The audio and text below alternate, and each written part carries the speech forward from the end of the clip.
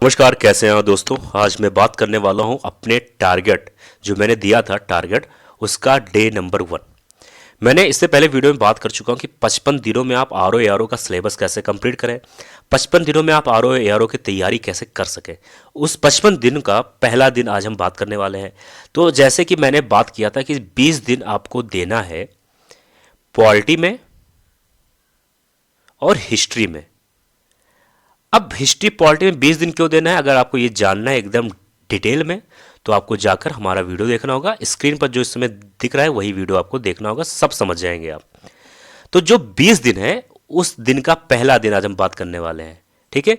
20 दिन का पहला दिन आज हम बात करेंगे, ठीक है। तो डे नंबर 1 में आपको क्या करना है इसके बारे में हम जान लेते हैं। आज आपका डे नंबर 1 का टारगेट है। पहली चीज आपको क्या करना है, पॉलिटी आपको लेना है। पॉलिटी बुक या फिर जो आपके पास नोट्स है जो भी कुछ है उसको खोलना है। वहां पर आपको आर्टिकल, ठीक है,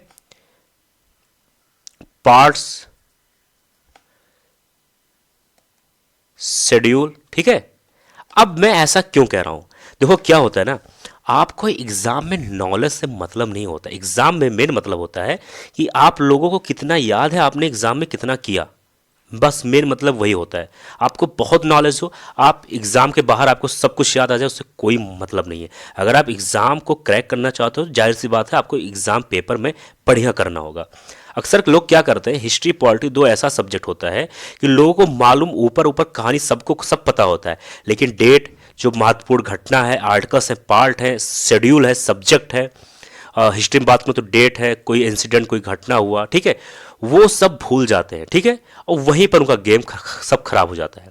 आपको आज पहला दिन का जो आपका टारगेट है, पहले आपको क्या करना है, आर्टिकल बढ़िया से पढ़ना है, पार्ट्स पढ़ना है और शेड्यूल। इसको पढ़ना मतलब याद नहीं करना है। आपको क्या करना है, एक नोट्स जो भी आप जहां नोट्स बनाएंगे कॉपी में, वहां पर आपको बढ़िया तरीके से ये लिखना है कि कौन सा सब्जेक्ट, यानी अगर हम बात कर लें फंडामेंटल राइट्स, तो फंडामेंटल राइट्स कौन से पार्ट में आता है, उसमें कौन कौन से आर्टिकल है, ठीक। बस आपको ये लिखना है कौन कौन से आर्टिकल हैं और कौन से पार्ट्स में आते हैं, कौन सा कितने शेड्यूल्स हैं, सब कुछ लिखना है ऐसे करके कि आपको ओवरऑल जब आपका ये नोट्स बन जाएगा ना, एक दिन में आराम से नोट्स बन जाएगा। जब आप ये काम कर लोगे तो जब भी खाली समय मिलेगा आप बढ़िया से उसको देखते रहोगे। ओवरऑल आपको पॉलिटी का जो कह सकते हो ढांचा है वो आपके नोट्स में आ जाएगा, ठीक है। तो पहले दिन आपको क्या करना है, आर्टिकल्स, पार्ट्स और शेड्यूल और इंपॉर्टेंट अमेंडमेंट। अमेंडमेंट यानी कि जो फर्स्ट अमेंडमेंट हुआ था, 42 अमेंडमेंट, 86 अमेंडमेंट, 46 अमेंडमेंट, जो सारे अमेंडमेंट जो इंपॉर्टेंट अमेंडमेंट, लगभग 12 से 15 इंपॉर्टेंट ही होंगे, उन सभी को बढ़िया से लिख लेना, ठीक है, एक पेज में, कि आपको ओवरऑल चीज़ें मालूम रहे कि पूरे इंडियन पॉलिटी में इतने आर्टिकल्स हैं, इस आर्टिकल्स में क्या क्या चीज़ें आती हैं, पार्ट्स और शेड्यूल, ठीक। बस कुछ नहीं करना है, पहले दिन आपको यही करना है। वीडियो आज थोड़ा सा लेट हो गया, उसके लिए मैं आप सभी से क्षमा चाहता हूँ। हिस्ट्री में क्या करना है, हिस्ट्री तो बहुत सारा है, यानी मॉडर्न है, एंशियंट है और मिडाइवल, लेकिन आपको एंशियंट ध्यान देना है। क्यों, क्योंकि पॉलिटी और सॉरी माफ़ करिए गलती से बोल दिया मैंने, आपको मॉडर्न हिस्ट्री ध्यान देना है। मॉडर्न हिस्ट्री इसलिए क्योंकि मॉडर्न हिस्ट्री और पॉलिटी का जो स्टार्टिंग के कुछ चीज़ें वो काफ़ी सेम है, लेकिन कोई बात नहीं, उसके बारे में हम लोग आगे आगे बात करेंगे अगले दिन जब नया टारगेट आएगा। हिस्ट्री में आपको क्या करना है, आपको ये मान के चलना है आपको कि 1757 से और लगभग मान के चलिए 1950 तक का, ठीक है, जो भी इंपॉर्टेंट डेट है, यानी कि 1757, 1764, 1857, 1858, इस कौन कौन से डेट को क्या क्या हुआ था, ये आपको एक, जैसे कि एक वो ले लीजिए पेज, रुकिए मैं आपको समझा ही दे रहा हूँ, एक मिनट।